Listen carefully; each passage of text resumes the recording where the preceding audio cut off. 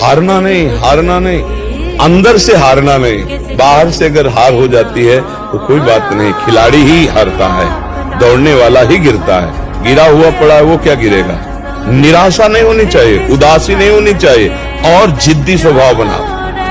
एक बार हार गया तो मैं अपने को इतना पुष्ट करूंगा कि हारू नहीं।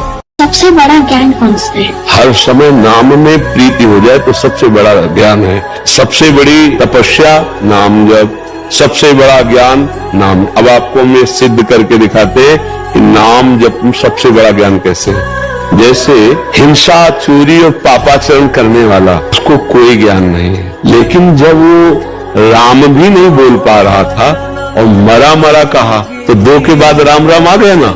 हाँ, तो राम जी के जन्म लेने के, प्रकट होने के पहले ही राम जी के चरित्र को रच दिया, इतना ज्ञान हो गया। नाम सबसे बड़ा ज्ञान।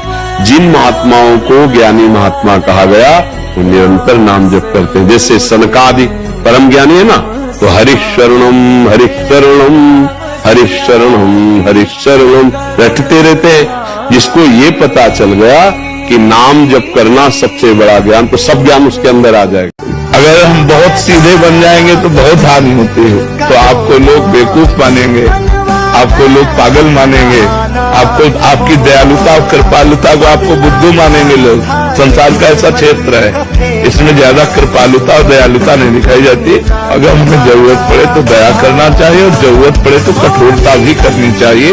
विपत्ति में जब कोई नहीं होता ना तो रोना आता है, और रो के जब भगवान को पुकारा जाता है तो इससे भगवान की बहुत जल्दी प्राप्ति होती। सच्ची कहते हैं, कोई नहीं, ना रिश्ता, ना परिवार, ना संसार, कोई नहीं प्यारे। जिस दिन तुम सड़ने लगोगे, किसी के काम लायक नहीं रहोगे, उस समय तुम्हें कोई प्यार करे तो हमें बताना।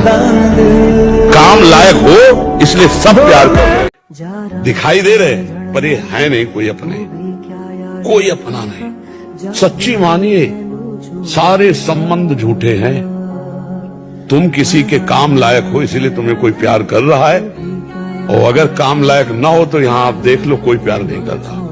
भगवान से चित्त जोड़ ले, फिर उसको असली चश्मा मिलता है।